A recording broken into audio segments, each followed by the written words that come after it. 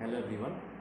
आज हम लोग इस वीडियो में बात करेंगे क्लास 12 के जो सेकंड बुक है द कॉन्टेम्प्रेरी वर्ल्ड पॉलिटिक्स, उसका फर्स्ट चैप्टर यानी एट प्रेजेंट सिलेबस के हिसाब से जो फर्स्ट चैप्टर है उसके बारे में। यानी वो चैप्टर है द एंड ऑफ बाइपोलैरिटी।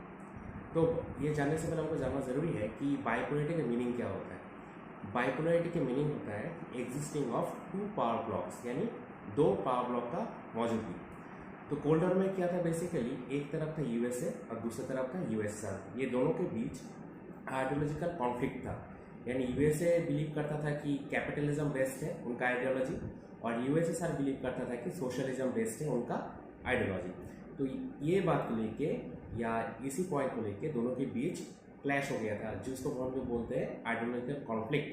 जिसको लेके 1945 से लेके 1991 तक 1945 टू 1991 ये दोनों के बीच कोल्ड वॉर चला था। लेकिन 1991 के बाद कुछ ऐसा सिचुएशन हिस्ट्री में हो गया या वर्ल्ड में हो गया जब यूएसएसआर यानी जो सेकेंड ब्लॉक था ये कोलैप्स हो गया। बहुत सारे रीज़न था।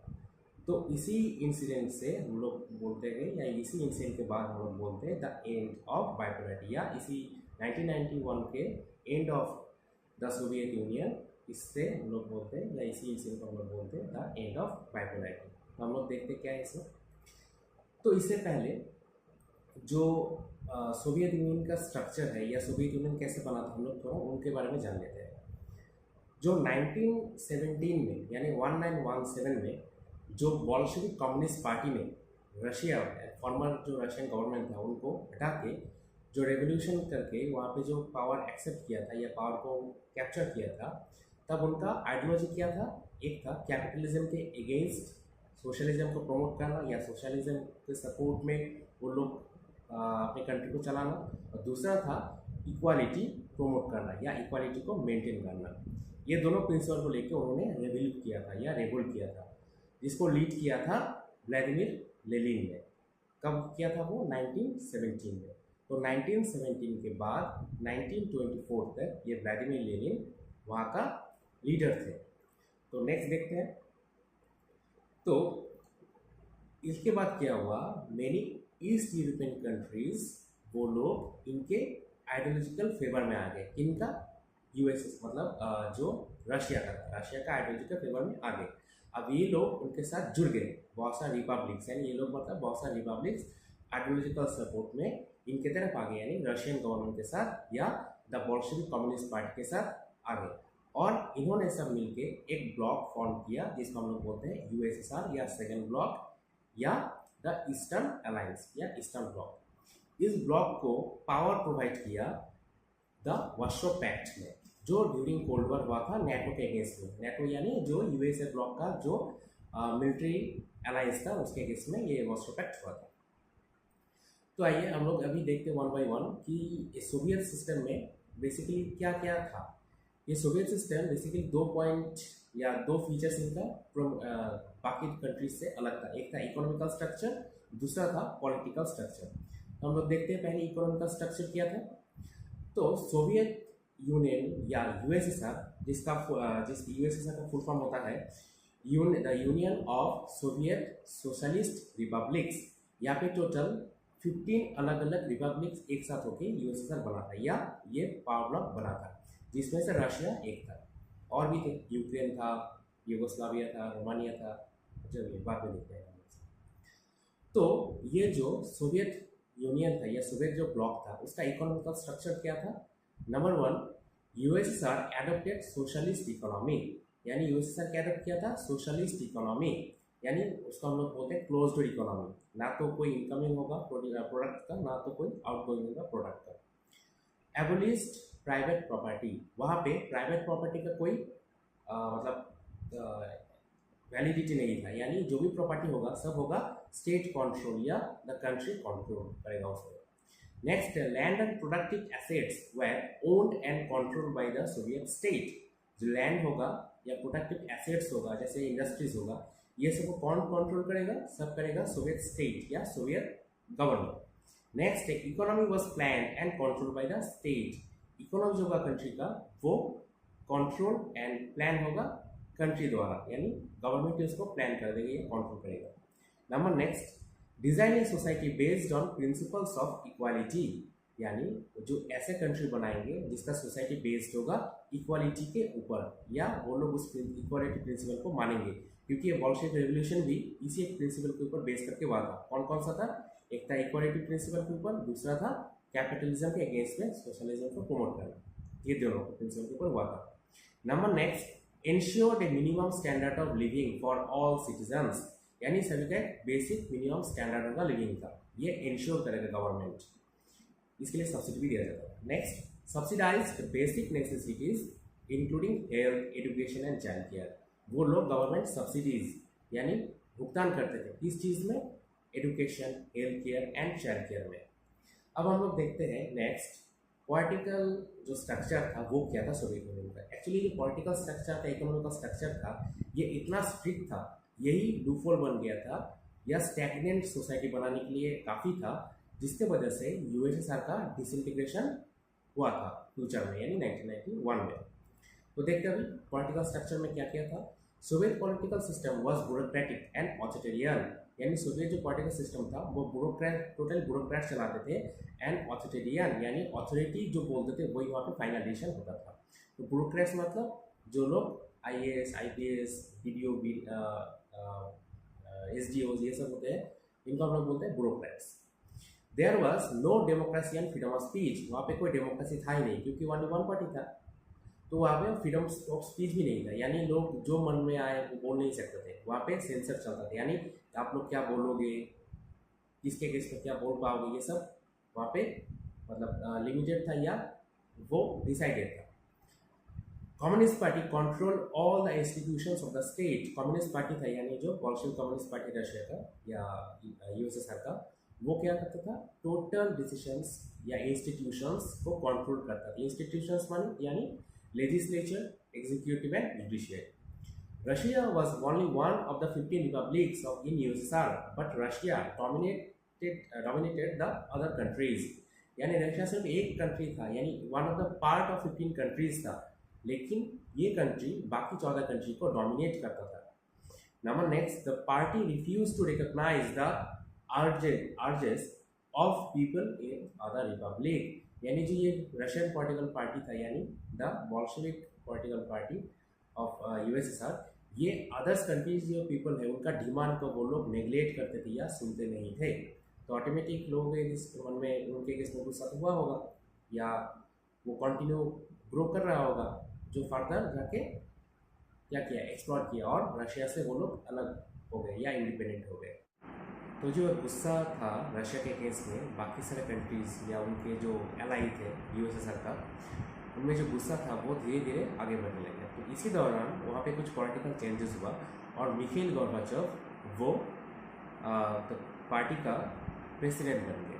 उन्होंने कुछ चेंजेस किया था, क्योंकि उनको लग रहा था कि ये जो पॉलिटिकल स्टैग्नेंट या इकोनॉमिकल स्टैग्नेंट सोसाइटी बन गया है, इनकी वजह से कोई गुस्सा चल रहा है और फर्दर जाके यूएसएसआर को तोड़ दे। इसके लिए उन्होंने कुछ सॉल्यूशन सोचा और उन्होंने कुछ इनिशिएटिव लिया या कुछ रिफॉर्म करने के लिए कोशिश किया। तो देखते हैं उन्होंने क्या किया। The Soviet union lagged behind the western countries in technology, infrastructure and productivity.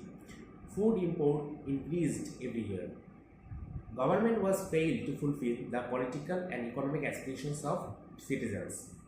The armed race against Western alliance and invasion of Afghanistan 1979 को हुआ था वो अफगानिस्तान का revolution, further weakened the economy.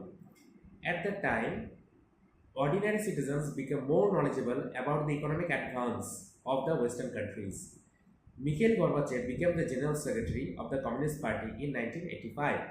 Reforms were necessary to keep the USSR abreast of the information and technological revolutions taking place in the West. He also wanted to normalize the relation with the West and democratize the Soviet Union.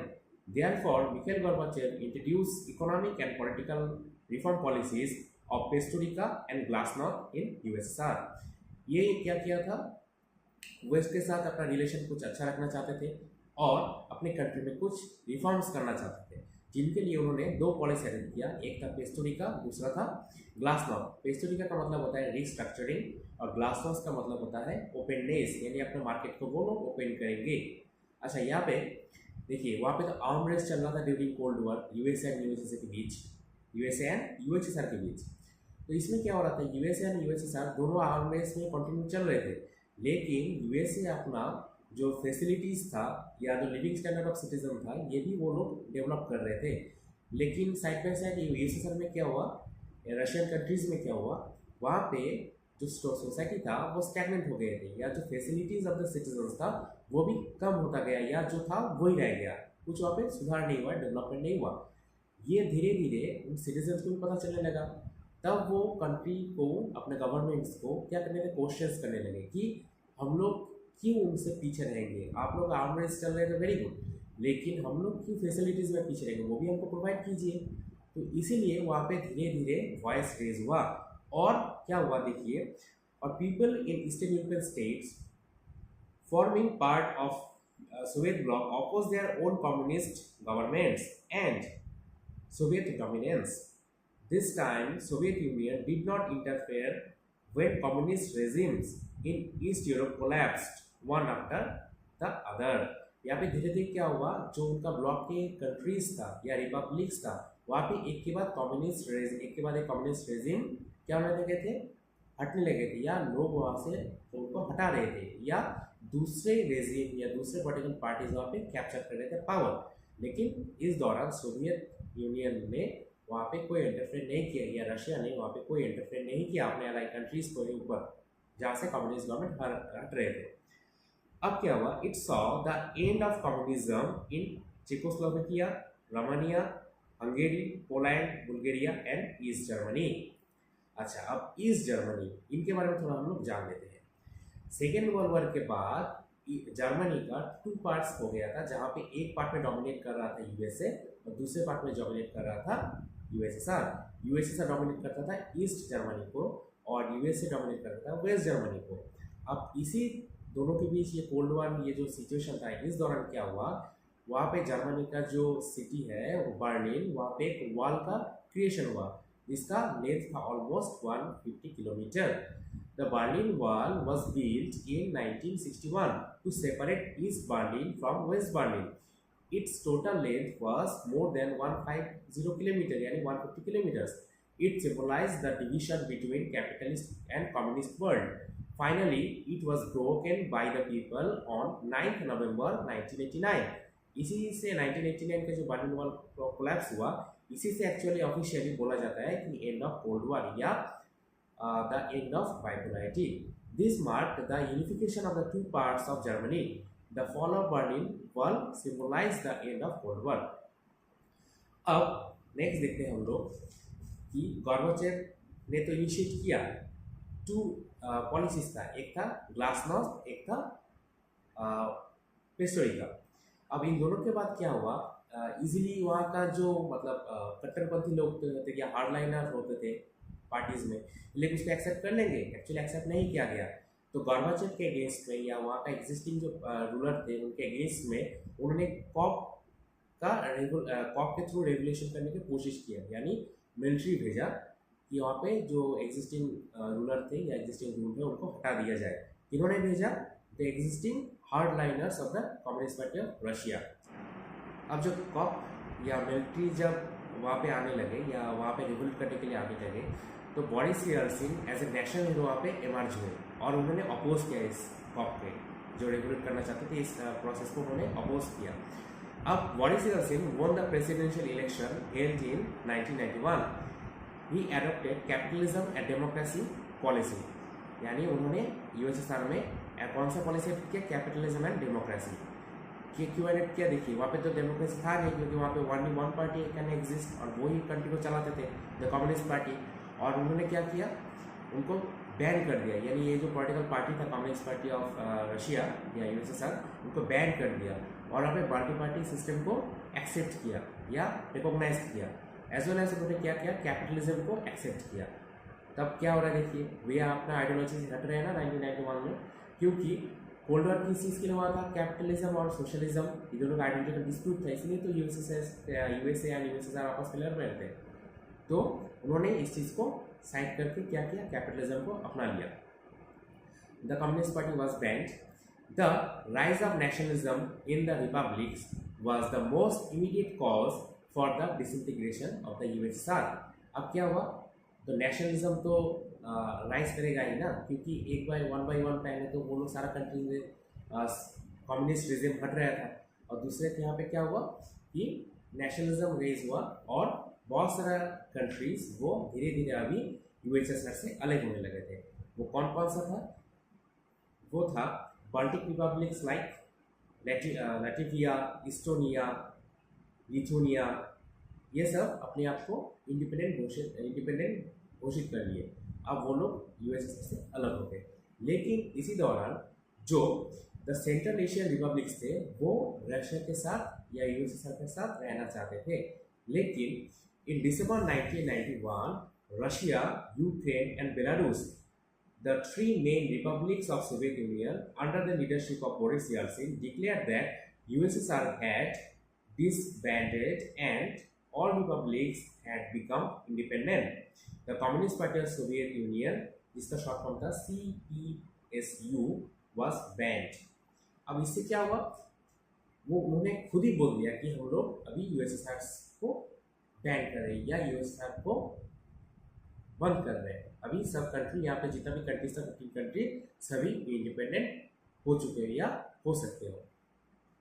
अब next इसका जो part है, independent तो कर दिया गया सारे countries को, यानी 15 कंट्री को इंडिपेंडेंट कर दिया गया। अब इसका कुछ रिजल्ट्स तो होगा या कॉन्सिक्वेंस तो होगा। वो क्या था हम लोग अभी देखते हैं one by one. Disintegration of USSR led to the end of cold war. तो डिसइंटीग्रेशन जब यूएसएसआर हो गया तो ऑटोमेटिक कोल्ड वॉर खत्म हो गया, क्योंकि दो पावर ब्लॉक्स में या दो ग्रुप में कोल्ड वॉर चल रहा था, आइडियोलॉजिकल डिस्प्यूट चल रहा था।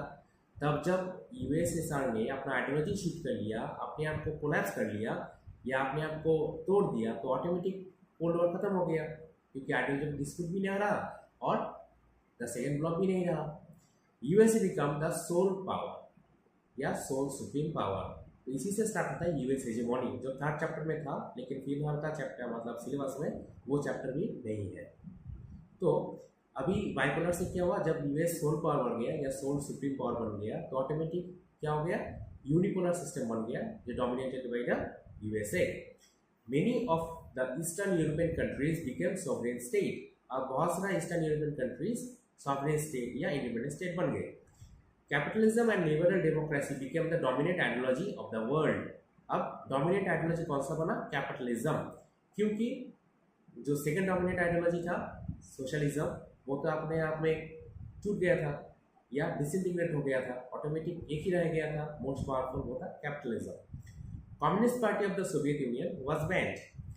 Formation of the Commonwealth of independent states CIS, ये जो न्यूली इंडिपेंडेंट कंट्री बना था रशिया से या यूएसएसआर से टूट के, इनको लोग क्या बना, Commonwealth of independent states. Russia became the successor state of the Soviet union, यानी इनमें से सबसे बड़ा कंट्री कौन था, वो था रशिया, यही बना था सक्सेसर या उनका जो नेक्स्ट उत्तराधिकार जिसको हम लोग बोलते हैं, जो भी उनका जैसे उनके जो यूएसएसआर जो पावर एंजॉय करता था ऑल ओवर इंटरनेशनल सेक्टर्स में, वो कौन एंजॉय करने लगे थे, उसके जगह पे रशिया एंजॉय करने लगा। Russia secured seat in the US security council. UN का जो सिक्योरिटी काउंसिल है, 5 वहाँ पे परमानेंट मेंबर होता है। कौन कौन सा 5 परमानेंट पहले था, USA, USSR, France, UK and China. तो अब यूएसएसआर तो नहीं रहा, तो इसके प्लेस में कौन कौन हुआ, यूएसएसआर की जगह में आया रशिया, पहले से जो था वो रह गए थे 4 कंट्री, और कौन कौन से थे, रशिया को छोड़ के USA, Britain, China, France and USA. कौन कौन से थे, रशिया को छोड़ के कौन कौन सा था, रशिया को छोड़ के था USA, Britain, France and China. Next जो कौन सा मतलब रिजल्ट हुआ वो था शॉक थेरेपी। शॉक थेरेपी क्यों था, ये जो पोस्ट कम्युनिस्ट कंट्रीज थे, पोस्ट कम्युनिस्ट कंट्रीज मतलब जो रशिया मतलब यूएसएसआर डिसइंटीग्रेटेड होने के बाद जो न्यूली इंडिपेंडेंट कंट्रीज बना 15, ये सब अपना आइडियोलॉजी शिफ्ट कर रहा टुवर्ड्स कैपिटलिज्म फ्रॉम सोशलिज्म। ये जो आइडियोलॉजिकल शिफ्टिंग प्रोसेस था ये प्रोसेस को बोला जाता है कि शॉक थेरेपी। ये पेनफुल प्रोसेस था। इस प्रोसेस को हेल्प किया गया या गाइड किया गया IMF या इंटरनेशनल मॉनेटरी फंड और यूएन के थ्रू। अच्छा, ये शॉक में हम लोग क्या है देख लेते हैं। Since the collapse of communism, many second world countries began to transmit from an authoritarian socialist system to a democratic capitalist system. The model of transition in Russia, Central Asia, and East Europe came to be known as shock therapy. This transmission was influenced by the World Bank and the IMF. यानी UNO का दो part या दो organisation, एक था world bank और दूसरा था IMF. They began to privatize state assets and introduced corporate ownership. Collective farms were to be replaced by farming. The free trade regime and foreign indirect investment, जिसको हम लोग शॉर्ट में बोलते हैं FDI, were to be the main engines of change. Most of the countries made trade alliance with West. Western capitalist states began to control the economy of these states. यानी जो उनका newly independent states या जो countries था उनका जो economy था वो कौन अभी डोमिनेट या चला रहे थे? बेसिकली वो चला रहे थे western countries, basically USA and his allies. तो अब जो ये शॉक थेरेपी था इसमें क्या हुआ था या इसका भी रिजल्ट क्या हुआ था, या शॉक थेरेपी में क्या क्या हुआ था या शॉक थेरेपी का रिजल्ट क्या हुआ था, हम लोग बोल अभी जान लेते हैं। The value of the Russian currency यानी जो रूबेल उसका करेंसी था वो डिक्लाइन हो गया था dramatically. Number next, in Russia, about 90% of its industries were put up for sale to private individuals. यानी प्राइवेट इंडिविजुअल्स को रशियन जो मतलब इंडस्ट्रीज था जो स्टेट या कंट्री ओन्ड था या गवर्न करते थे उनका 90% से भी ज़्यादा उन्होंने क्या किया, सेल कर दिया प्राइवेट इंडिविजुअल्स को। Disintegration of collective farming disintegrate हो गया था या विघटन हो गया था। The rate of inflation was so high. Next, decreased the GDP of Russia. Russia का जो ग्रॉस डोमेस्टिक प्रोडक्ट था उसका भी डिक्रीशन या वो भी माइनस में चला गया था या नेगेटिव में चल रहा था। Social welfare system was destroyed. Russia जो सोशल वेलफेयर सिस्टम चला रहा था वो डिस्ट्रॉय हो गया। विथड्रॉल ऑफ गवर्नमेंट सब्सिडीज, जो सब्सिडी रशिया देता था कहाँ पे या सोवियत यूनियन देता था एजुकेशन एंड चाइल्ड केयर में, वो लोग उसको विड्रॉल कर लिया। There was great economic inequality between people, यानी जो पहले इक्वालिटी था वो इनइक्वालिटी में कन्वर्ट हो गया पीपल के बीच, इकोनॉमिकल इनइक्वालिटी। अब इसमें जो ये जो 90% जो अपना इंडस्ट्री प्राइवेट इंडिविजुअल्स को सेल कर रहा था रशिया, इस चीज़ को बोला जाता है the largest garage sale in history. तो हम लोग इसका डेफिनेशन थोड़ा देख लेते हैं। During 1990s, about 90% of Russia's industries were put up for sale to private individuals. This was called the largest garage sale in history, as valuable industries were undervalued and sold at throwaway prices. Since the restructuring was carried out through market forces, it led to the virtual disappearances of Indian industries. अच्छा, अब इस chapter में जो last topic बचा हुआ है वो है the relationship between India and USSR। तो देख लेते हैं वो क्या था। एक्चुअली इंडिया और USSR के बीच एक अच्छा एंड हेल्दी रिलेशनशिप था। क्यों? देखिए, हम लोग फर्स्ट अगर देखें कोल्ड वॉर में, क्योंकि वो चैप्टर में नहीं है, तो आप लोग अगर चाहे तो कोल्ड वॉर क्या है या उसके बारे में अगर जानना चाहते हैं तो इस वीडियो के डिस्क्रिप्शन बॉक्स में मैं कोल्ड वॉर चैप्टर का एक वीडियो का लिंक शेयर कर दूंगा, आप लोग वहाँ पे जाकर कोल्ड वॉर का चैप्टर देख सकते हैं। जो भी है, तो इंडिया कोल्ड वॉर के ड्यूरिंग नैम या नॉन अलाइंड मूवमेंट पॉलिसी अपनाया था, यानी keep distance from two power blocks. But India more और लेस आइडियोलॉजिकल सपोर्ट करता था रशिया को या USSR को। इसीलिए इंडिया का रिलेशन उस दौरान रशिया या USSR से ज़्यादा था किसके मुकाबले? USA के मुकाबले। तो हम लोग देखते हैं वो क्या क्या था। किस पॉइंट पे इंडिया के साथ USSR का रिलेशन अच्छा था। एक था इकोनॉमिक पॉइंट, दूसरा था पॉलिटिकल पॉइंट, तीसरा था मिलिट्री एंड चौथा था कल्चरल। यानी इस 4 सेक्टर में इंडिया के साथ रशिया का रिलेशन अच्छा था। तो फर्स्ट ऑफ ऑल हम लगते हैं इकोनॉमिक सेक्टर में। Soviet union assisted India's public sector companies. It gave aid and technical assistance for steel plants like Vilai, Bokaro and machinery plants like Bharat Heavy Electrical Limited etc. तो यहाँ पे कौन कौन सी place पे उन्होंने economical assist किया India को और टेक्निकल असिस्ट किया? Bhilai, Bokaro, machinery plants like Bharat heavy electrical limited, इस सब में उन्होंने हमको असिस्ट किया था economical and technically. The Soviet Union accepted Indian currency for trade when India was short of foreign exchange. जब इंडिया का फॉरेन एक्सचेंज में प्रॉब्लम्स थे, यानी डॉलर्स हम लोगों के पास कम था, तब क्या हुआ, रशिया या सोवियत यूनियन ने हम लोगों का जो अपना करेंसी है उनमें उन्होंने अपने साथ ट्रेड करने के लिए इंडिया को परमिशन दिया था. यानी हम लोग अपने करेंसी में रशिया के साथ ट्रेड करते थे. ये हमको एक फैसिलिटी रशिया ने दिया था. नंबर नेक्स्ट है political. The Soviet Union supported India on the Kashmir issue. It also supported India during India-Pakistan war, जो 1971 में हुआ था बांग्लादेश का इंडिपेंडेंस को लेके. तो ये इसके बारे में हम लोग थोड़ा डिटेल्स में बाद में एक चैप्टर में और देखेंगे कि कैसे इंडिया को उस दौरान सपोर्ट किया गया था यूएसएसआर के through due to the 20 years treaty with India. जब उस दौरान 1971 में इंडिया में इंदिरा गांधी गवर्नमेंट था उस दौरान. नेक्स्ट पॉइंट है military. India received most of its military hardware from Soviet Union. Both the countries agreed to jointly produce military equipment. India को बहुत सारा मिलिट्री इक्विपमेंट्स यूएसएसआर ने प्रोवाइड किया था इनिशियली स्टेज में, और इन्होंने इंडिया के साथ जो म्यूचुअल कोलैबोरेट किया था कि हम लोग एक साथ मिलकर मिलिट्री इक्विपमेंट बनाएंगे. ये भी एक ट्रीटी किया था. जो हम लोग के पास MiG-21 होता था ना, ये बेसिकली रशिया से ही हमको मिला था. ये यूएसएसआर को मिला था यूएसएसआर से. नेक्स्ट है cultural. Hindi films and Indian culture were popular in Soviet union. A large number of Indian writers and artists visited the USSR.